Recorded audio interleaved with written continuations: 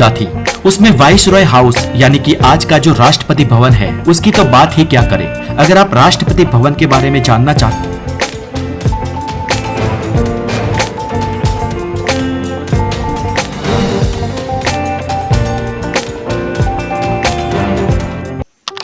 दिसंबर 1911 ये वो दिन था जब उस समय के करीब 65 स्क्वायर किलोमीटर वाले दिल्ली में सभी जगह पर ध्वज और पताकाएं लहरा रही थी, क्योंकि इतिहास में पहली बार ब्रिटेन से कोई राजवी भारत आया था और इस राजवी के लिए एक 640 किलो की पूरी चांदी की कुर्सी बनाई गई थी जिसमें वो बैठ सके। ये ब्रिटिश राजवी था जॉर्ज पंचम, जिसका असली नाम था जॉर्ज फेडरिक एनएस एल्बर्ट। इतिहास में ये पहली बार हुआ था जब कोई ब्रिटिश मोनार्क यानी कि ब्रिटिश राजवी ने भारत की विजिट की हो। इस विजिट के दिन से करीब 125 साल पहले तक से भारत ब्रिटिश कॉलोनी था, लेकिन इस 125 सालों में भी कोई ब्रिटिश राज घराने का व्यक्ति भारत नहीं आया था। इसलिए किंग जॉर्ज पंचम की ये भारत की फर्स्ट टाइम विजिट इतिहास में दर्ज होने वाली थी। हालांकि जॉर्ज पंचम की ये विजिट एक मुखौटा थी और ये विजिट आखिर क्यों हुई उसे हम इस वीडियो में आगे देखेंगे। खैर, 12 दिसंबर के दिन जॉर्ज को 101 तोपों की सलामी दी गई और उसके बाद जॉर्ज ने अपनी स्पीच शुरू की, जिसमें उसने पहले तो एक लुभावनी बात कही जो थी बंगाल के विभाजन के बारे में। साल 1905 में वाइसरॉय लॉर्ड कर्जन ने जो बंगाल का विभाजन किया था, पहले तो उस पार्टीशन का जॉर्ज पंचम ने विरोध किया और जॉर्ज के इतना कहते ही पब्लिक खुशियां से तालियां बजाने लगी। वहां पर जॉर्ज पंचम की स्पीच सुन रहे करीब 3 लाख आमंत्रित मेहमान खुश हो गए और उसके बाद जॉर्ज पंचम ने दूसरी जाहिरात की, कलकत्ता भारत की कैपिटल नहीं लेकिन कैपिटल दिल्ली बनाई जाएगी। और इतना सुनकर सभी 3 लाख आमंत्रित मेहमानों में सापा पड़ गया। अचानक जॉर्ज ने ये क्या कह दिया। उस दिन के पहले करीब 137 सालों से कलकत्ता भारत की राजधानी हुआ करता था और करीब इतने ही सालों से कलकत्ता भारत का पावर सेंटर था। और अचानक जब उस शहर से उसका खिताब छीन लिया गया तो सभी आमंत्रित मेहमान आश्चर्य के मारे अपने कानों पर विश्वास नहीं कर रहे थे। दूसरी ओर दिल्ली बिना कोई आयोजन, यहाँ वहाँ बिना कोई ढंग ढाल बसा हुआ शहर था और उस समय तो दिल्ली की कोई स्वतंत्र पहचान भी नहीं थी, क्योंकि लंबे भूतकाल के दौरान एक के पास दूसरा और दूसरे के पास तीसरा, ऐसे बहुत सारे अलग अलग गाँव का एक मिश्रण जो था वही दिल्ली था। ऊपर से बहुत पुराने छोटे छोटे कस्बे, सुकड़ी गलियां और पूरा अस्त व्यस्त अव्यवस्थित नगर था। इसलिए उस वक्त कुछ लोगों ने ये सोचा कि ऐसा मिश्रित नगर भारत की राजधानी के लिए योग्य या शोभनीय नहीं है।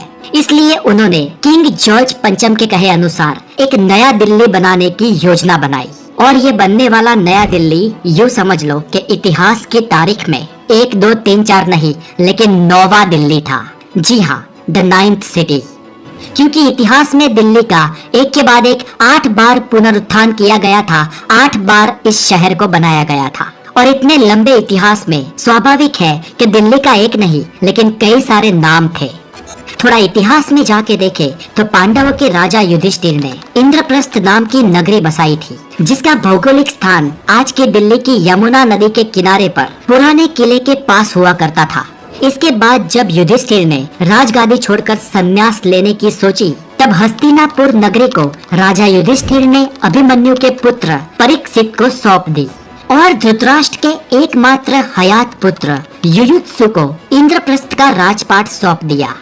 इसके बाद दोस्तों, महाभारत काल समाप्त होने के बाद इंद्रप्रस्थ नगरी का कोई नामो निशान नहीं बचा। तत्पश्चात उस इंद्रप्रस्थ या दिल्ली की नगरी की पावन धरती अलग अलग गांव, बंजारे और लोगों को आसरा देती रही, लेकिन उसका कोई खास विकास नहीं हुआ। लेकिन फिर साल आता है 736 का और यहाँ से दिल्ली का असली इतिहास शुरू होता है, जब अनंतपाल नाम के एक तोमार राजपूत ने इंद्रप्रस्थ के ही पास उसकी थोड़ी सी दक्षिण में अपने राज्य की कैपिटल बनाने की शुरुआत की और नए नए महल और घरों का कंस्ट्रक्शन शुरू करवाया। आज के युग में जहाँ पर हरियाणा है, वहाँ पर अनंगपाल का तोमार नाम का राज हुआ करता था और राजा अनंगपाल ने आज की दिल्ली की भूमि पर जो नई नगरी उस वक्त बसाई ना, उसका नाम दिल्ली का रखा। ऐसा नाम इसलिए दिया गया कि वहाँ की मिट्टी में नमी थी, वो थोड़ी ठोस नहीं यानी कि ढीली थी और राजा अनंगपाल ने दक्षिण पूर्व हरियाणा के पास आज जहां दिल्ली है वहां पर अपनी नई कैपिटल उस वक्त इसलिए बसाई थी क्योंकि किंग अनंगपाल को नॉर्थ वेस्ट साइड से आक्रमणकारियों की चिंता थी। साल 710 में अरबों ने सिंध जीत लिया था और इसलिए राजा अनंगपाल अपनी राजधानी हो सके उतनी हरियाणा के साउथ ईस्ट में ले जाना चाहते थे। और आज जहां पर लाल कोट का विस्तार है वहां पर ही राजा अनंगपाल ने दिल्ली नगरी बसा दी। यहाँ पर अरब सौदागर आगे कुछ करते करते कराची बंदर तक पहुँच गए और कराची बंदर जीतने के बाद तत्कालीन समय में उन्होंने आगे कोई खास आक्रमण नहीं किए, इसलिए वो तब अनंगपाल के तोमार राज्य तक नहीं आए। लेकिन राजा अनंगपाल जो अपना राज्य विदेशी आक्रमणकारियों से बचाना चाहते थे, उस राज्य का अंत आखिरकार हमारे देश के ही एक लश्कर ने कर दिया और ये लश्कर राजस्थान के सांभर नाम के रजवाड़े का था। अजमेर तक हुकूमत फैलाने वाले राजस्थान के मूल राजा विग्रह देव चौहान ने साल 1153 में दिल्ली को जीत लिया और इनके दिल्ली जीतने के बाद दिल्ली में चौहान वंश की स्थापना हुई और दिल्ली के इस चौहान वंश की तीसरी पीढ़ी में एक पराक्रमी राजा हुए जिसे हम राजा पृथ्वीराज चौहान के नाम से जानते हैं।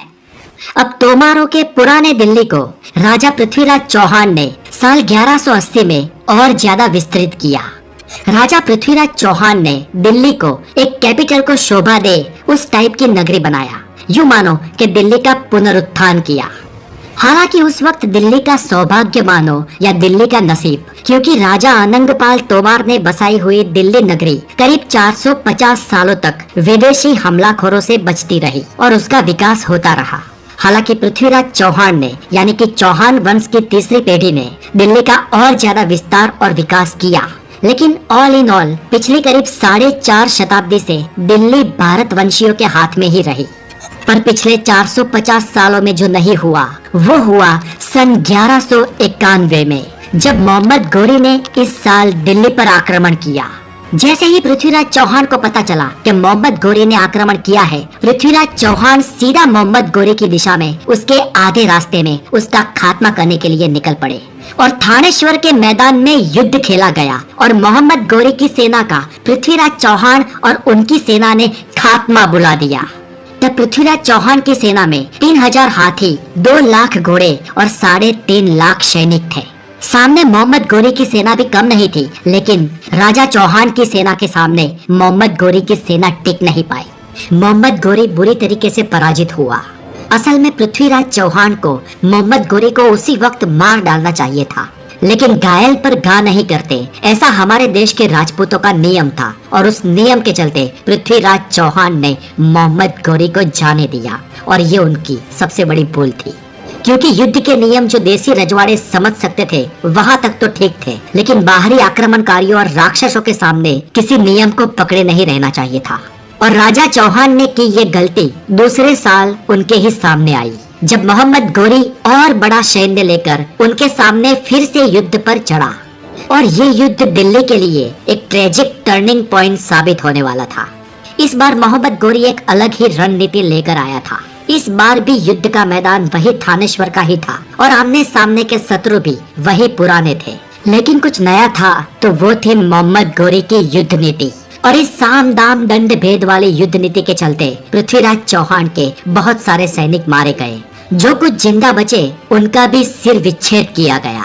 यहाँ पर मोहम्मद गोरी ने निहत्थों को नहीं बख्शा, उसने ना किसी नियम का पालन किया और ना किसी पे कोई रहम किया। भारत पर युद्ध तो उसने कई बार करने की कोशिश की, हर बार हारा, लेकिन आखिरकार वो पृथ्वीराज चौहान के सामने जीत गया। अंततः पृथ्वीराज चौहान को भी मोहम्मद गोरी ने बख्शा नहीं और उनको भी यातनाएं देकर मार दिया गया। पृथ्वीराज चौहान दिल्ली पर शासन करने वाले चौहान वंश के आखिरी राजा थे, या यूं कहो कि आखिरी राजपूत थे। और यहाँ से दिल्ली की राजगद्दी और भारत के इतिहास में एक बहुत बड़ा टर्निंग पॉइंट आता है और यहीं से पहली बार विदेशी आक्रमणकारियों का दिल्ली में घुसना शुरू हुआ। और अब ये हमलाखोर सिर्फ दिल्ली ही नहीं, लेकिन भारत के बहुत सारे प्रदेशों पर राज करने वाले थे, क्योंकि इन परदेसी हमलाखोरों को पृथ्वीराज चौहान के जाने के बाद उनके देश वापस भेज सके ऐसी कोई भी रणनीति भारत के उस वक्त के रजवाड़ों के पास नहीं थी।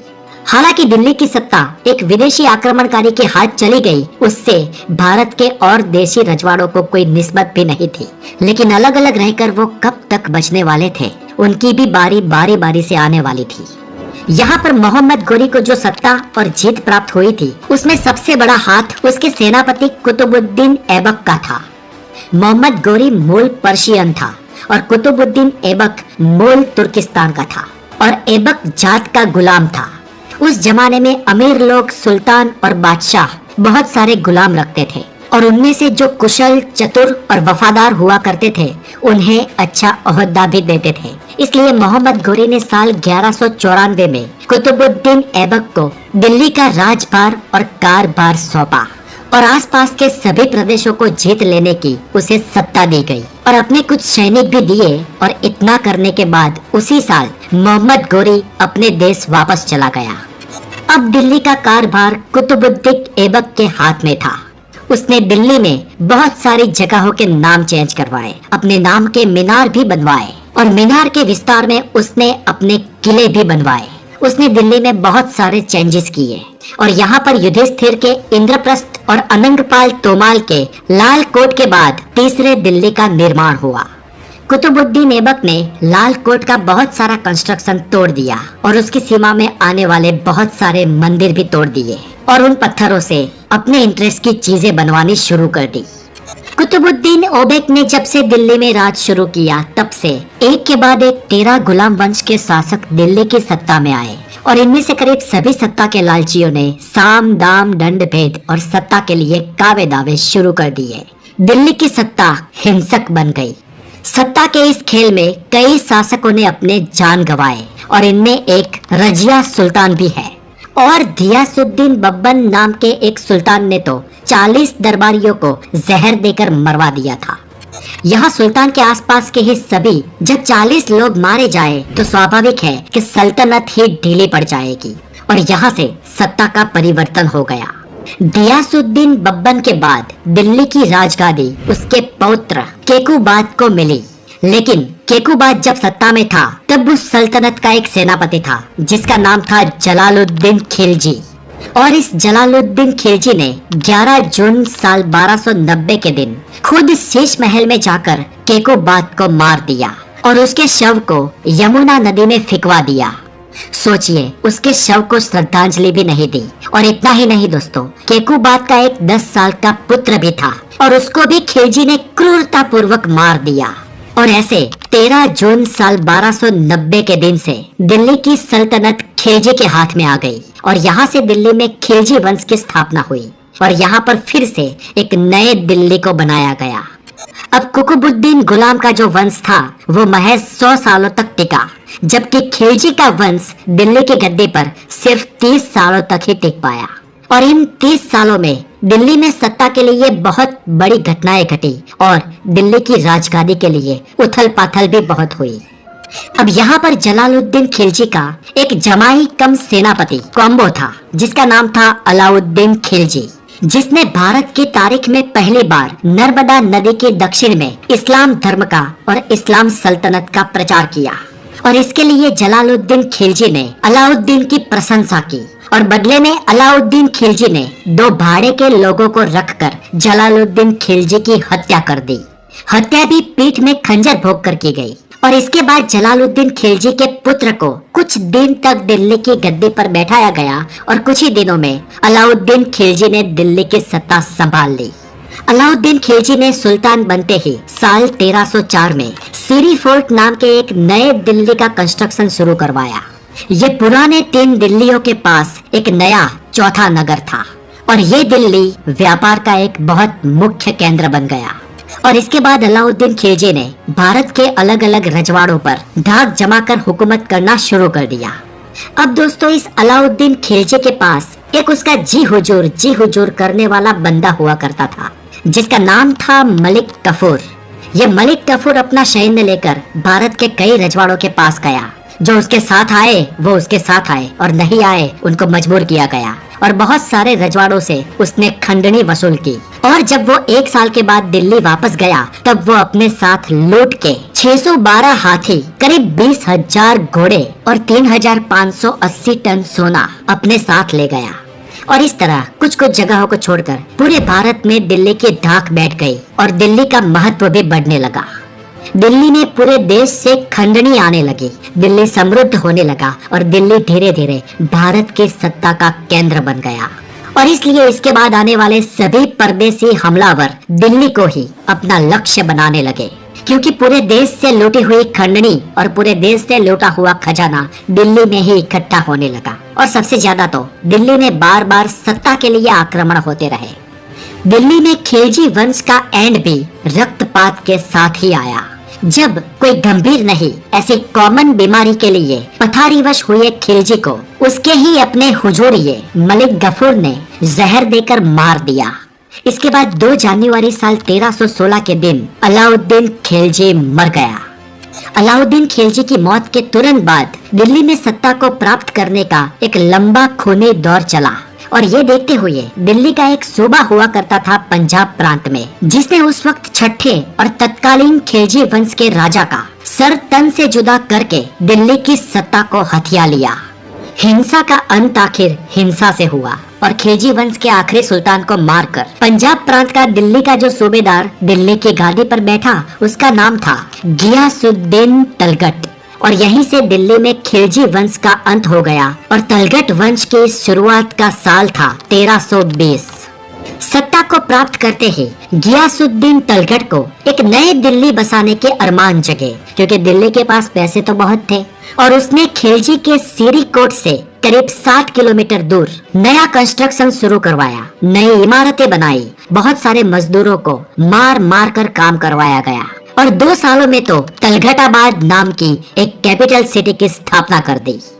लेकिन इस नई कैपिटल या नई राजधानी जो दिल्ली का ही एक सूबा थी, उस तलगटाबाद के नसीब भी ऐसे कि वो ज्यादा समय तक टिक नहीं पाई, क्योंकि गियासुद्दीन तलगट के ही बेटे ने उस नए बने तलगटाबाद में एक पार्टी रखी और उसने अपने बाप को और उसके छोटे भाई को वहां पर आमंत्रित किया।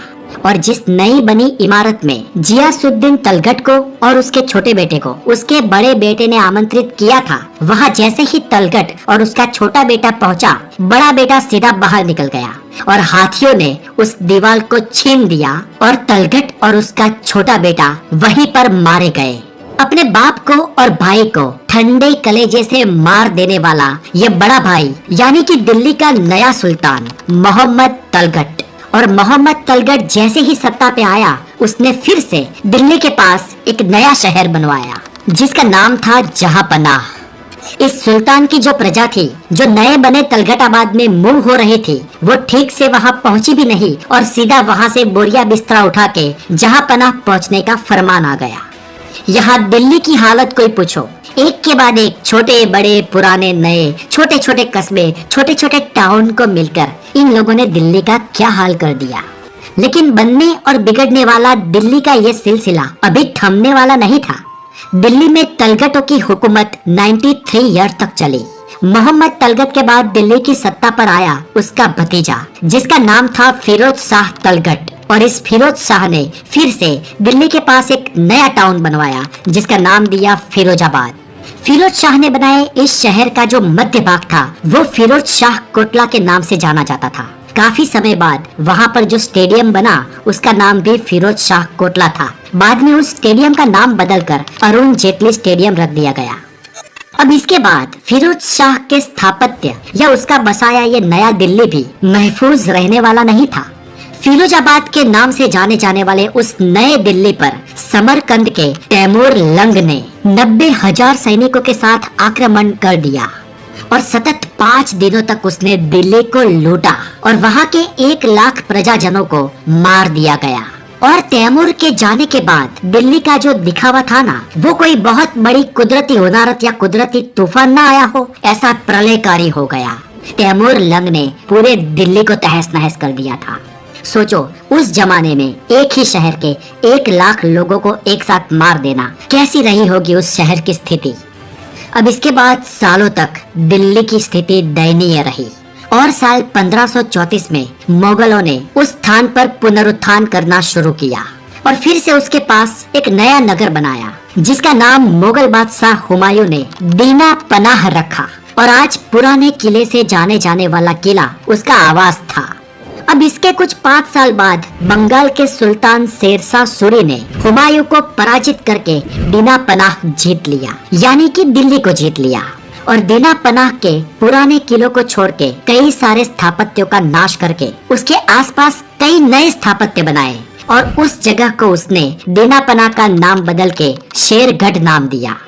अब इस नेशनल कैपिटल के स्थापत्य में शेर शाह के बाद एक और मुगल सम्राट शाहजहां की बारी आई, जिसने यहाँ पर खुद के नाम से एक शाहजहांबाद बसाया और आज की जो पुरानी दिल्ली का विस्तार है वही शाहजहांबाद। लाल किला, चांदनी चौक, जामा मस्जिद, ये सभी स्थापत्य शाहजहांबाद में ही आते थे।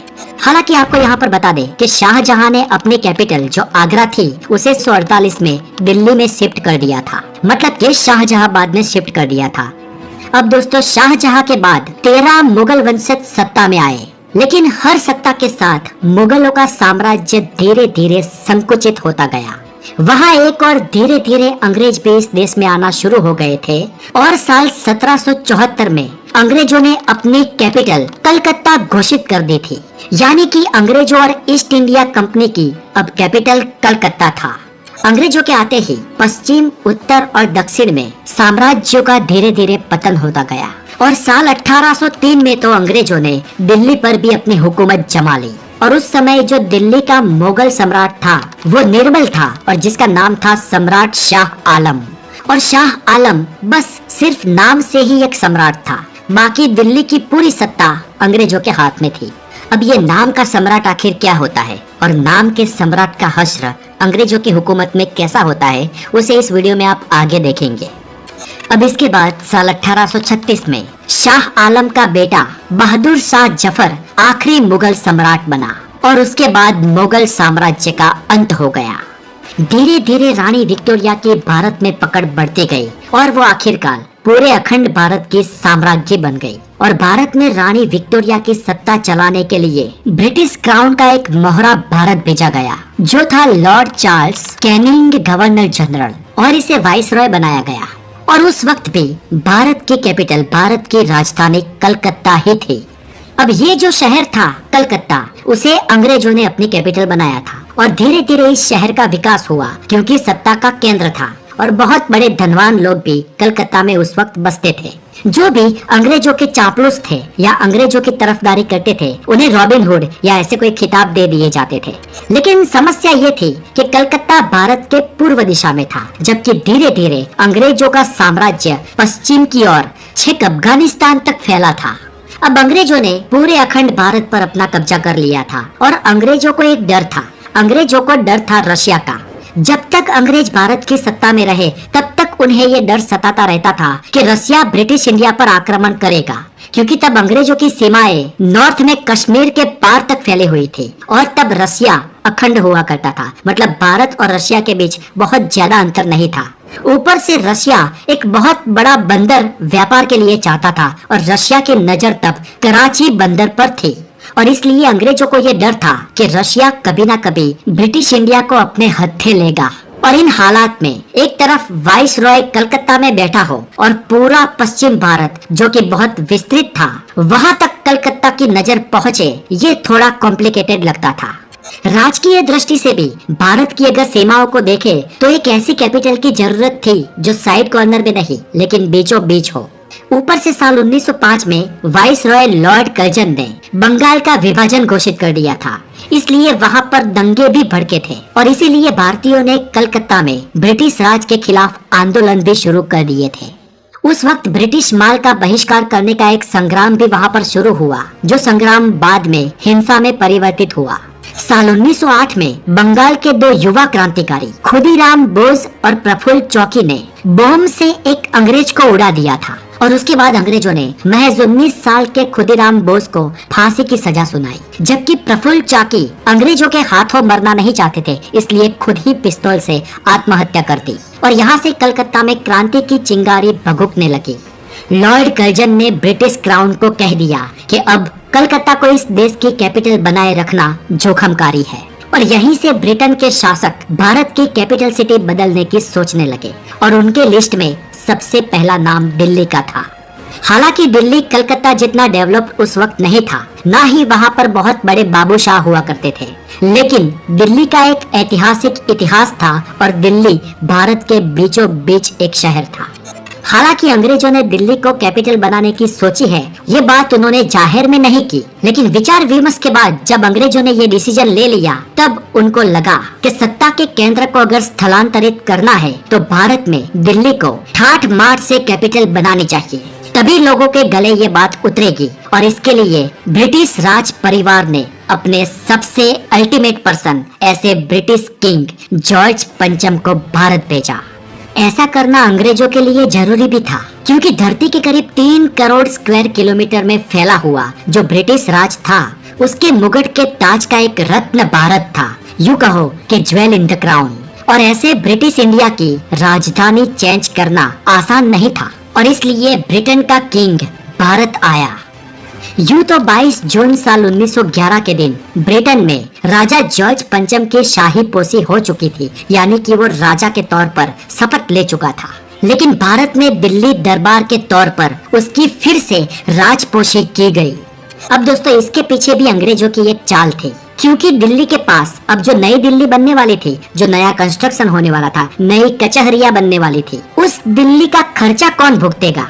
वैसे तो राजा पंचम इंग्लैंड का राजा था, इसलिए इंग्लैंड की प्रजा से या इंग्लैंड के शाही खजाने से उसका खर्चा लिया जाना चाहिए। लेकिन ब्रिटिशरों ने उसकी राजपोशी यहाँ भी की, मतलब कि ये दिखाया कि वो भारत का भी अभी राजा है। इंग्लैंड और भारत को छोड़कर किसी और जगह पर उसकी राजपोशी नहीं हुई, इसलिए उन्होंने कहा कि भारत की प्रजा यानी कि भारत दिल्ली को बनाने का खर्चा देगा, और ये वो करने भी वाले थे।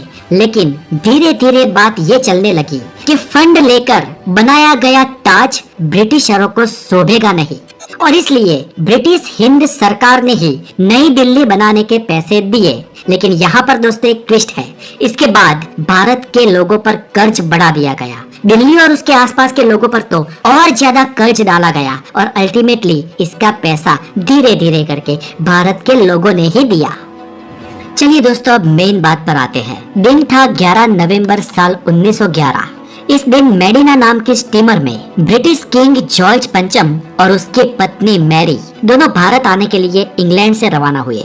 ये स्टीमर फर्स्ट क्लास के कैबिन में 450 और सेकंड क्लास में 220 लोगों को समा सके, इतना बड़ा था। लेकिन इंग्लैंड की शाही दंपत्ति के लिए रिजर्व था। 35 किलोमीटर पर आवर की रफ्तार से चलने वाला ये स्टीमर 1 दिसंबर साल 1911 को मुंबई के अपोलो बंदरगाह पर पहुंचा। तब मुंबई के बंदरगाह पर इस शाही दंपत्ति को रिसीव करने के लिए गवर्नर जनरल और viceroy Lord Hardinge, Mumbai का governor Lord Sydenham Clarke, high court का न्यायाधीश बेसिल स्टॉक और इनके अलावा और कई सारे गोरे इस अंग्रेज राजा को रिसीव करने और उसकी जो हुकुमी करने के लिए सुबह 11 बजे से ही खड़े थे।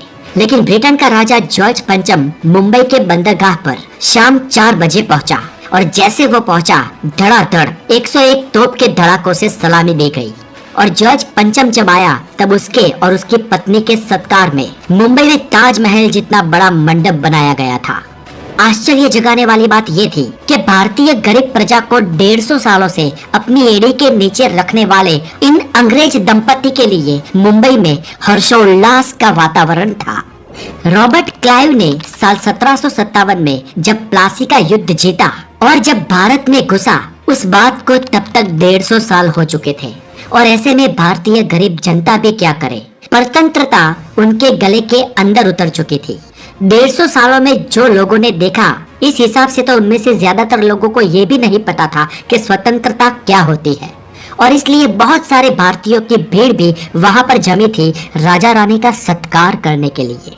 मुंबई की नगर पालिका के उस समय के तत्काल प्रमुख फिरोज शाह मेहता ने राजा रानी की प्रशंसा में एक पत्र भी पढ़ा, जिसमें लिखा था, इस महान और मांगलिक प्रसंग में हमारी तहे दिल से राजभक्ति, गर्व और हर्ष के साथ कुछ शब्द नामदार के सामने प्रस्तुत करने की आज्ञा के साथ रजू करता हूँ। इस प्रसंग पे सिर्फ हिंद में ही नहीं, लेकिन आप नामदार की सत्ता और साम्राज्य दुनिया में जहाँ कहीं भी है, वह सब में अपूर्व है। पहले के राजकर्ता दरिया पार करके ब्रिटिश संस्थानों की मुलाकात पर नहीं गए हैं और इसलिए आज हम सब भारतीय आज के इस प्रसंग को उद्वता के चिन्ह के रूप में लिखते हैं। फिरोज शाह मेहता जब बोल रहे थे तो लगता था कि वो अपनी जीभ को मद में डुबो के बोल रहे हैं और गोरे राजा रानी की प्रशंसा करने वाले वो सिर्फ अकेले नहीं थे, वहाँ आए हुए बड़े बड़े महानुभाव जो भारतीय थे वो इनकी प्रशंसा में ही लगे थे और जो बिल्कुल भी जरूरी नहीं था। एक गुजराती पत्रकार ने तो राजा जॉर्ज पंचम के नाम के आगे परम पूज्य लगा दिया था। इतना ही नहीं, राजा रानी की शाही सवारी भी निकलने वाली थी, इसलिए मुंबई को पूरा सजाया गया था। काबला देवी, Pydhonie, Bhendi Bazaar, Sandhurst road, Queens road और इन सभी जगहों पर आगे बढ़ने वाली राजा रानी की शोभा यात्रा के पांव के नीचे उन रास्तों को फूलों से सजा दिया गया था। रोड के दोनों तरफ लोगों की भीड़ इतनी कि खड़े रहने की जगह नहीं और ये सब देख के तो मुंबई में उस दिन ऐसा लगता था जैसे कोई बड़ा प्रसंग हो। हालांकि अंग्रेजों के लिए ये सब करना शर्म की बात है, लेकिन जैसे मैंने आगे बताया ना कि उस वक्त ज्यादातर भारतीयों को यही पता नहीं था कि स्वतंत्रता कहते किससे है। इसके बाद इस राजा रानी ने रात में अपनी स्टीमर में एक पार्टी का आयोजन किया जिसमें जो आमंत्रित मेहमान थे viceroy governor general east India के लश्कर का सेनापति जस्टिन डिनशा डावर, सासुन मिल का यहूदी मालिक सासुन डेविड, रतन जी टाटा, सर विठल दास, फिरोज शाह मेहता, जमशेद जी जीजीभाई, सापुर जी, बरजोत जी भरूचा और इनके अलावा भी बड़े बड़े मेहमान। उस रात मुंबई में आतिशबाजी भी हुई थी और ताजमहल होटल, मुर्जी जेठा मार्केट, विक्टोरिया टर्मिनल जो आज छत्रपति शिवाजी महाराज टर्मिनल है, इसके बाद मोरारजी गोकरदास मार्केट, इसके बाद म्यूनिसिपल कॉर्पोरेशन बिल्डिंग, पायधुनी के जैन मंदिर, इन सब में पुरजोर रोशनी थी। 4 दिन के मुंबई में ठहराव के बाद 5 दिसंबर साल 1911 के दिन ये शाही दंपति दिल्ली के लिए रवाना हुए। दिल्ली किस में गए तो शाही ट्रेन में गए। मुंबई के उस वक्त के विक्टोरिया टर्मिनल से ट्रेन रवाना हुई तब मुंबई में रात में करीब 11 बजे थे और इस रॉयल ट्रेन के आगे 1.5 किलोमीटर दूर पायलट इंजन को रखा गया था और इस मुंबई से दिल्ली के बीच की मुसाफरी के दौरान बीच में जितने भी गांव और जितने भी जिले आते थे उन सभी जगहों पर पुलिस अमलदारों को कुछ मीटर के अंतर में खड़े पगे रहना था। मुंबई से 11 बजे चलने वाली ट्रेन सुबह 6:30 पर गुजरात के बड़ौदा पहुंची, जिसका असल में नाम वडोदरा है और वडोदरा में चाय नाश्ता करने के लिए ट्रेन खड़ी रही और वडोदरा में जो चाय नाश्ता का इंतजाम किया था वो भी वहाँ के राजा गायकवाड़ सयाजी राव ने नहीं, लेकिन वडोदरा की अंग्रेज रेसिडेंसी ने किया था। अब दोस्तों ऐसा क्यों है, सयाजी राव ने क्यों नहीं किया, वो भी एक इंटरेस्टिंग बात है, उसे हम इस वीडियो के आगे डिस्कस करते हैं। लेकिन वडोदरा में नाश्ते के बाद ये ट्रेन और आगे बढ़ी और करीब सुबह के 9:45 बजे दाहोद पहुंची और दाहोद के बाद और ट्रेन आगे बढ़ी और दोपहर के 1 बजे नागदा पहुंची और नागदा में इस शाही दंपति ने भोजन किया और ऐसे बहुत सारे जगह पर कुछ आयोजन किए गए थे और अंततः गुरुवार दिसंबर 7 साल 1911 के दिन सुबह 10 बजे ये रॉयल ट्रेन दिल्ली पहुंची और जहां पर भी 101 धड़ाकों के साथ इस शाही दंपति का स्वागत किया गया। बोलो, अब दिल्ली में राज दरबार की योजना की गई थी जिसमें अभी 5 दिन बाकी थे, लेकिन सभी बड़े अंग्रेज, देश के राजा रजवाड़ा और सभी बड़े लोग ऑलरेडी दिल्ली में आ चुके थे। तब भारत देश के 104 राजा महाराजा पंचम जॉर्ज की खुशामद के लिए वहां तैयार थे और इसके बाद इन सभी राजाओं को जॉर्ज पंचम से मिलना था, तो उनकी मुलाकात भी तय की गई।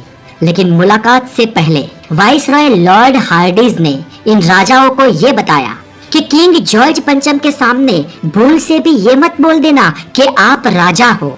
इस मुलाकात में किंग यानी कि राजा सिर्फ जॉर्ज पंचम ही होंगे, ये पूर्ण हिदायत हमारे राजाओं को दी गई। इतना ही नहीं दोस्तों, इस मुलाकात के दौरान इन राजा रजवाड़ाओं के बीच कुछ विवादास्पद घटनाएं भी घटी। दोस्तों, दिल्ली का जब दरबार होगा तो जॉर्ज पंचम के सामने इन राजा महाराजाओं को कैसे जाना है, कैसे पेश होना है, इन सब की बकायदा ट्रेनिंग दी गई। लेकिन इस ट्रेनिंग में भी वडोदरा के राजा सयाजीराव गायकवाड़ ने हिस्सा नहीं लिया और वो रिहर्सल में भी नहीं आए। अब दिल्ली के इस राज समारोह में कई सारे राजा अपने ओहदे के अनुसार अपने राज के कई सारे दरबारियों को भी अपने साथ लाना चाहते थे, लेकिन अंग्रेजों ने उन्हें भी नियंत्रित कर दिया और जो सलामी शासक थे उन्हें भी लिमिटेड लोगों को ही अपने साथ लाने के लिए कहा गया, जिसमें हैदराबाद, मैसूर, वडोदरा, जम्मू कश्मीर और ग्वालियर जैसे 5 राज्य थे। और जो बिन सलामी वाले राज्य थे उनके राजाओं को तो सिर्फ 2 लोगों को ही अपने साथ ले आने की हिदायत दी गई। इतना ही नहीं, इससे भी आगे हमारे भारतीय राजा और रजवाड़ों का अवमूल्यन किया गया, जिसमें दरबार में निजाम और सिंधिया जैसे आगवी राजाओं को पहले तो फर्स्ट लाइन में यानी कि मोभेदार कुर्सियों में बैठाया गया। लेकिन बाद में अंग्रेज आयोजकों को पता चला कि मोभेदार और जाने माने दिल्ली के कुछ अंग्रेज तो ध्यान बाहर रह गए हैं, इसलिए हमारे उस राजवियों को वहां से उठा दिया गया और गोरे अंग्रेजों को फर्स्ट रो में बैठाया गया और हमारे राजवियों को उनके पीछे वाली सीट्स दी गई। देखो दोस्तों, गुलामी के काल में क्या क्या होता है। इतना ही नहीं, ये जब सिलेक्टेड जो मोभेदार राजा थे वो दिल्ली पहुंचे तो शिष्टाचार के मुजब उनको तोपों की सलामी तो दी ही नहीं गई, क्योंकि जब अंग्रेज गोरा जॉर्ज पंचम राजा वहां पर उपस्थित हो तब भारतीय राजाओं की क्या विसात। फिर भी हमारे देश के कुछ राजा महाराजा इस जॉर्ज पंचम के लिए उपहार और वस्त्र भी लाए थे।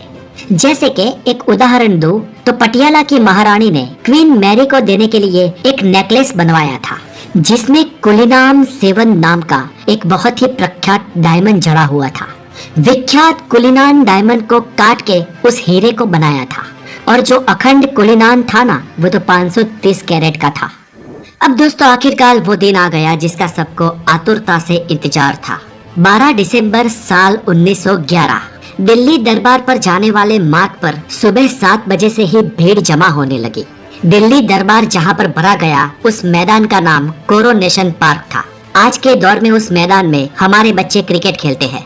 इस मैदान में उस वक्त विशाल एक गुम्मट वाला मंडप बनाया गया था और गुम्मट के नीचे राजा जॉर्ज पंचम और उसकी पत्नी दोनों के लिए मोभादार चांदी की कुर्सियां रखी गई थी और इनके साथ ही वाइस रॉय, सेनापति, गवर्नर, उनके बाद अंग्रेज अफसर, अंग्रेज लोग और उनके बाद हमारे राजा, रजवाड़ा और रेजिमेंट्स की बैठक थी और उनसे भी थोड़े दूर करीब 90,000 लोगों के बैठने की व्यवस्था की गई थी। राजा, रजवाड़ा, अंग्रेज, सैनिक और लोगों को मिला दिया जाए तो वहां पर कुल लोगों का हुजूम 3 लाख तक पहुंच गया था। लोगों का एक और हुजूम भी वहां पर उपस्थित था जो दिल्ली दरबार पर जाने वाले मार्ग पर खड़ा था। बाद में ये मार्ग किंग्स वे के नाम से जाना जाने लगा और अंततः इस मार्ग को आज हम राजपथ के नाम से जानते हैं।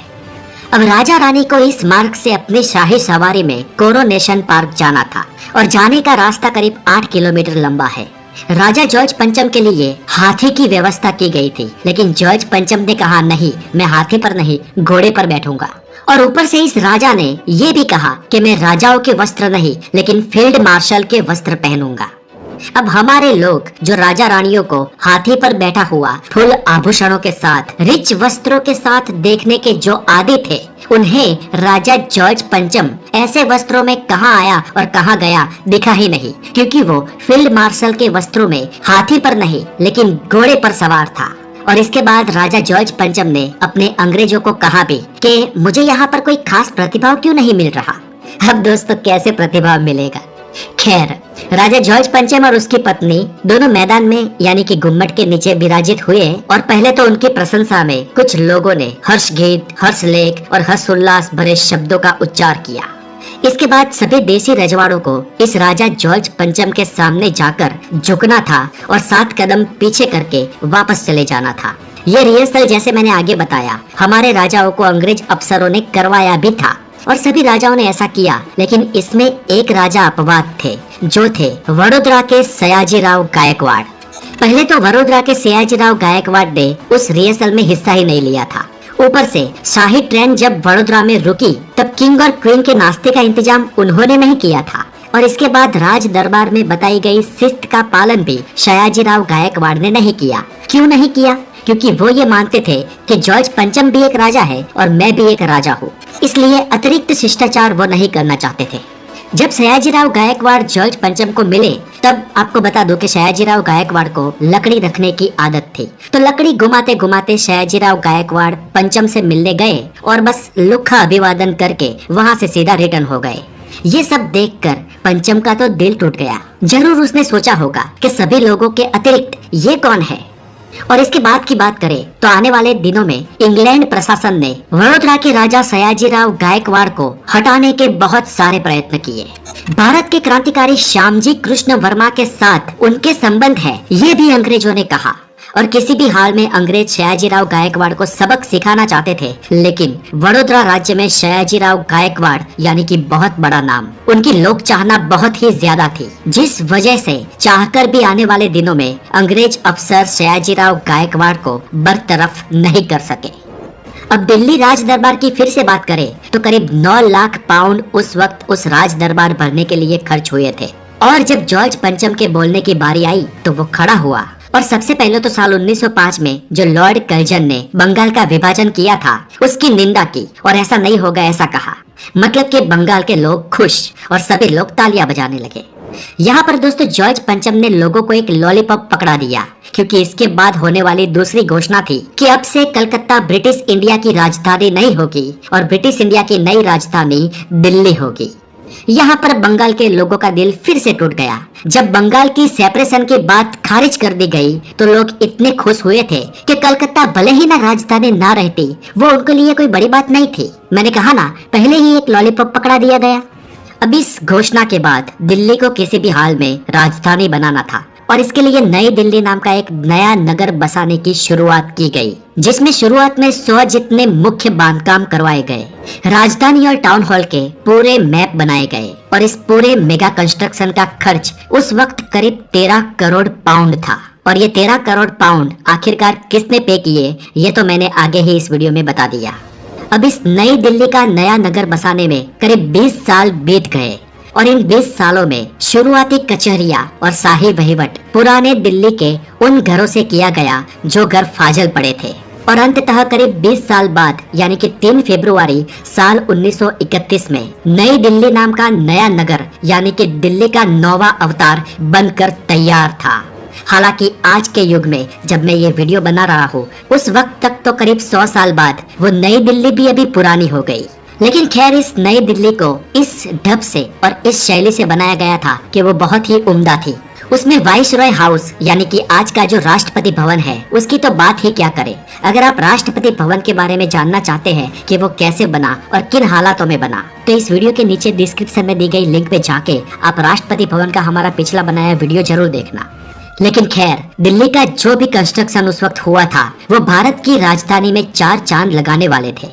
एक इंटरेस्टिंग बात कहूँ तो उस वक्त ये नई दिल्ली अल्ट्रा मॉडर्न होने के बावजूद भी और करीब 70,000 लोगों के उस वक्त सुविधाजनक आवास बनने के बावजूद भी पुरानी दिल्ली के लोगों के मन में नई दिल्ली में जाकर बसने की कोई क्यूरियोसिटी जगी नहीं, क्योंकि सूर्यास्त के बाद ये नई दिल्ली वीरान और बेकार बन जाती थी। मतलब कि कोई चहल पहल नहीं और वहाँ पर उस वक्त दैनिक जरूरी चीजें यानी कि दूध और सब्जी तक मिलते नहीं थे।